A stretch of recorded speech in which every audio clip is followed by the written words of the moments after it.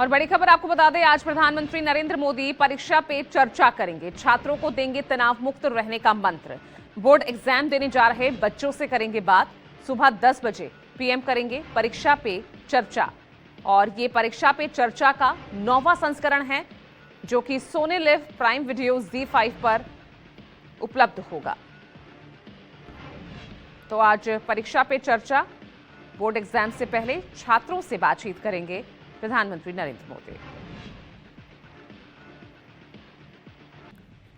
और देखिए बड़ी खबर यहां मणिपुर से, जहां एक बार फिर हिंसा भड़की है।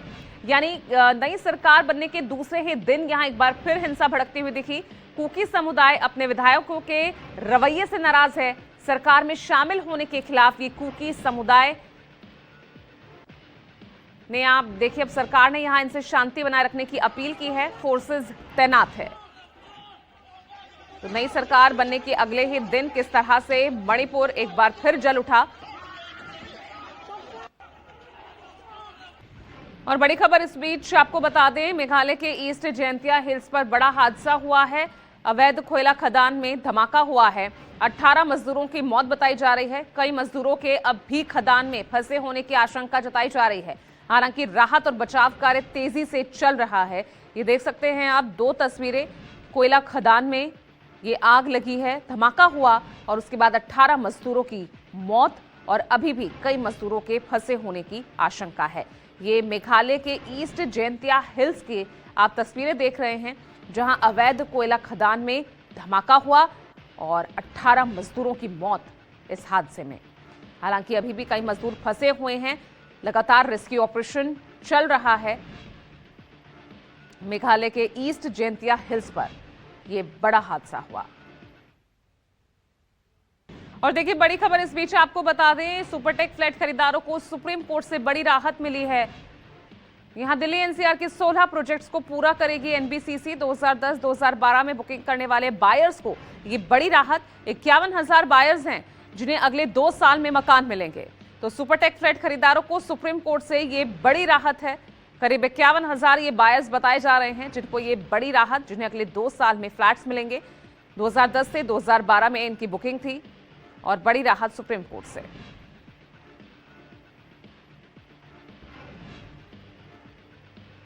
बस्ती पुलिस ने बीते दिनों 25,000 के इनामी अजफरुल हक को मुंबई से अरेस्ट कर जेल भेज दिया।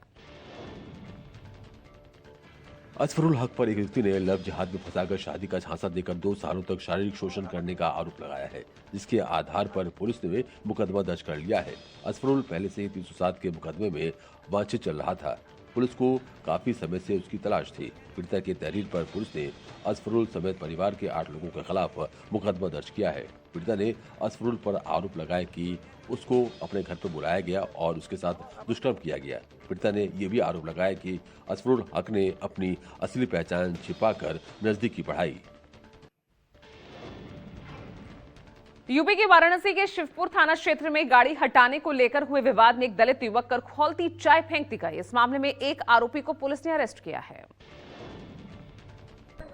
हमले में युवक बुरी तरह से झुलस गया, जिसे अस्पताल में भर्ती कराया गया है। तहरीर में पीड़ित युवक अजय ने बताया कि जब अपनी गाड़ी में सामान लोड कर रहा था, तभी चाय विक्रेता महेंद्र अपनी मोटरसाइकिल से वहां पर गुजर रहा था। गाड़ी आगे पीछे करने की बात पर बाइक सवार ने अजय को गाली देना शुरू कर दिया। अजय ने विरोध करने पर चाय विक्रेता महेंद्र ने अपने परिवार के लोगों को बुला लिया। उन्होंने अजय को बल्ली और लोहे की रॉड से पीटना शुरू कर दिया। वहाँ मौजूद लोगों ने बीच बचाव कर मामला शांत कराया। इसके बाद अजय के बड़े भाई विजय के मौके पर पहुंचने और मारपीट का कारण पूछने के बाद आरोपी महेंद्र और उसके बेटे ने कथित तौर पर अजय को जाति सूचक गालियां दी और उस पर खौलती चाय की केतली फेंक दी। राजस्थान के श्रीगंगानगर में 3 दिन पहले हुए आशीष हत्याकांड का पुलिस ने सनसनीखेज खुलासा किया। दरअसल 3 दिन पहले आशीष की हत्या की गई थी। पहले तो लगा ये सड़क हादसा है। मृतक आशीष की शादी करीब 3 महीने पहले अंजलि से हुई थी। शादी से खुश न होने के कारण अंजलि अपने प्रेमी संजय के साथ मिलकर हत्या की योजना बना चुकी थी, जिसके बाद उसे अंजाम तक पहुंचाना था। घटना वाली रात अंजलि ने आशीष को घूमने के बहाने सुनसान सड़क पर बुलाया, जहां आरोपियों ने आशीष पर डंडों से हमला कर उसे बेहोश कर दिया और फिर मफलर से गला घोंटकर हत्या कर दी। जिसके बाद रिपोर्ट दर्ज करवाई गई कि सड़क हादसे में आशीष की मौत हो गई है। पुलिस जांच में सामने आया कि हत्या की साजिश रची गई थी। सभी आरोपियों को पुलिस ने गिरफ्तार कर लिया है। यूपी के बाराबंकी में सुप्रसिद्ध और पौराणिक अवसनेश्वर महादेव मंदिर को अज्ञात चोरों ने अपना निशाना बनाया। देर रात चोरों ने योजना बनाकर मंदिर पर धावा बोला। मंदिर के मुख्य गर्भगृह तक पहुंचने के लिए चोरों ने मुख्य द्वार के लोहे के जालीदार चैनल को औजारों की मदद से तोड़ दिया। करीब 25 लाख रुपए मूल्य के चांदी के आभूषण और दान पत्र की नकदी लेकर फरार हो गए। मंदिर के भीतर प्रवेश करने के बाद चोर वहां मौजूद करीब 7 से 8 किलो चांदी, आभूषण और अन्य कीमती सामान बटोर ले गए। साथ ही श्रद्धालुओं द्वारा दान पत्र में चढ़ाई गई धनराशि पर भी हाथ साफ कर दिया। फिलहाल पुलिस मामले की जांच कर रही है। यूपी के अमरोहा में चोरों के हौसले इस कदर बुलंद हैं कि अब वो एसपी कार्यालय के पास स्थित सामने आशियाना कॉलोनी से भी बेखौफ होकर चोरी की वारदात को अंजाम दे रहे हैं। रात में चोर बड़े आराम से आते हैं, स्कूटी चोरी कर फरार हो जाते हैं। पूरी घटना सीसीटीवी कैमरे में कैद हो गई है, जिसमें चोर की हरकत साफ दिखाई दे रही है। घटना के बाद स्थानीय लोगों में भारी आक्रोश और डर का माहौल है। लोगों का कहना है कि जब एसपी ऑफिस के पास भी सुरक्षा नहीं है तो शहर के अन्य इलाकों की सुरक्षा पर सवाल खड़े हो रहे हैं। वहीं पुलिस का कहना है कि सीसीटीवी फुटेज के आधार पर चोर की पहचान जल्द कर उन्हें गिरफ्तार कर लिया जाएगा। और बड़ी खबर आपको बता दें, अमेरिका ईरान में आज परमाणु वार्ता। मस्कट में अमेरिका ईरान के बीच ये वार्ता होगी। ईरान के विदेश मंत्री मस्कट रवाना हो गए हैं। परमाणु वार्ता पर ये दुनिया की नजर इस वार्ता पर रहेगी। नाकाम हुई तो जंग का खतरा मंडराएगा। तो बड़ी खबर आपको बता रहे हैं, मस्कट में आज अमेरिका और ईरान के बीच परमाणु वार्ता। पूरी दुनिया की नजर आज इस वार्ता पर रहेगी। ईरान के विदेश मंत्री मस्कट के लिए रवाना हो चुके हैं। तो आज की ये परमाणु वार्ता बेहद है। बाराबंकी कचहरी में भारी बवाल देखने को मिला, जहां टोल कर्मियों की जमानत लेना वकील को भारी पड़ गया। हैदरगढ़ टोल प्लाजा पर अधिवक्ता के साथ हुई मारपीट का मामला अब कचहरी के भीतर वकील बनाम वकील की जंग में तब्दील हो गया। बाराबंकी जिला न्यायालय परिसर में उस समय भारी हंगामा और आगजनी हुई जब बार एसोसिएशन के सामूहिक निर्णय के खिलाफ जाकर एक अधिवक्ता द्वारा आरोपी टोल कर्मी की जमानत याचिका दाखिल करने की बात सामने आई। इससे नाराज सैकड़ों वकीलों ने संबंधित वकील के बस्ती पर पहुंचकर मेज और कुर्सियों को आग के हवाले कर दिया। बीते दिनों हैदरगढ़ टोल प्लाजा पर टोल कर्मियों ने एक वकील के साथ मारपीट की थी। बड़ी खबर आपको बता दें बरेली से, जहां पुलिस और बदमाशों के बीच मुठभेड़ की खबर सामने आई है। पुलिस की गोली से एक बदमाश घायल हुआ है, जबकि दूसरा बदमाश घायल है। अवैध तमंचे के साथ उसे गिरफ्तार किया गया। आईटीआई छात्र को लूट के बाद गोली मारी थी। और ये बड़ी खबर बरेली से, जहां पुलिस की गोली से एक बदमाश घायल है और दूसरा बदमाश अवैध तमंचे के साथ गिरफ्तार किया गया है। तो यूपी के बरेली से बड़ी खबर, आईटीआई छात्र को लूट के बाद उसको गोली मारी थी और इसी मामले में दोनों बदमाश, एक के पैर में गोली लगी है और दूसरा बदमाश अवैध तमंचा सहित गिरफ्तार हुआ।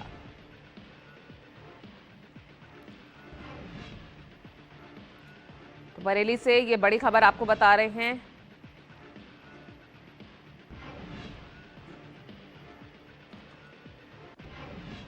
और चलिए अब शुरुआत तेजस 24 की और आपको बताएंगे देश दुनिया की तमाम खबरें सिर्फ 24 सेकंड में। राजस्थान से पहली खबर, जहां जोधपुर में एक होटल के बाहर जमकर हंगामा हुआ। यह होटल जंग का मैदान बन गया। देर रात एक मामूली कहासुनी ने हिंसक रूप ले लिया। धरती माता होटल पर हुए इस सनसनीखेज घटना में आरोपी मालाराम बिश्नोई ने जेसीबी मशीन से होटल के मुख्य हिस्से को तोड़ दिया। इतना ही नहीं, होटल परिसर में खड़ी स्कॉर्पियो, टैंकर सहित अन्य वाहनों को भी भारी नुकसान पहुंचाया गया। इस तोड़फोड़ से इलाके में दहशत फैल गई। फिलहाल पुलिस ने 2 आरोपियों को पकड़ा है और आरोपियों से गहन पूछताछ की जा रही है और अवैध खनन के एंगल से भी मामले की जाँच की जा रही है। बिहार के दरभंगा में मजदूरी विवाद से शुरू हुआ झगड़ा जातीय हिंसा में बदल गया। हरिनगर में लेन देन के विवाद ने सामूहिक टकराव का रूप ले लिया। रुपए की मांग को लेकर विवाद शुरू हुआ, जिसके बाद पूरे गांव में जमकर हंगामा हुआ। लोगों ने हमले भी किए, जिसका लाइव वीडियो सामने आया है। मारपीट, गाली गलौज, धमकी, घर में घुसकर तोड़फोड़ और लूटपाट का भी आरोप लगाया जा रहा है। फिलहाल इस मामले में 12 लोगों को गिरफ्तार किया गया है। हालांकि इस मामले में अब तक 70 नामजद और 150 ब्राह्मण पर SC/ST एक्ट के तहत मामले दर्ज किए गए हैं। गुजरात के सुप्रसिद्ध तीर्थस्थल अंबाजी में हिट एंड रन की एक चौंकाने वाली घटना सामने आई। नशे में धुत एक स्थानीय शराब तस्कर ने अपनी कार को इतनी लापरवाही से चलाया कि भागने की कोशिश में उसने पहले 2 तीर्थयात्रियों की गाड़ियों को टक्कर मार दी, फिर अनियंत्रित होकर डिवाइडर लांघते हुए एक तीसरी गाड़ी से जा टकराया।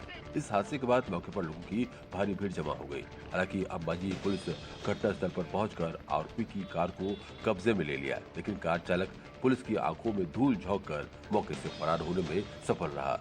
मामले की जांच जारी है। और बड़ी खबर बस्ती से 3 नाबालिग छात्राएं रहस्यमयी ढंग से लापता हो गई हैं। तीनों ही नाबालिग छात्राएं स्कूल जाने के बाद से लापता हैं। एक ही गांव की रहने वाली बताई जा रही हैं। लव जिहाद की आशंका है और छात्राओं की तलाश भी तेज कर दी गई है।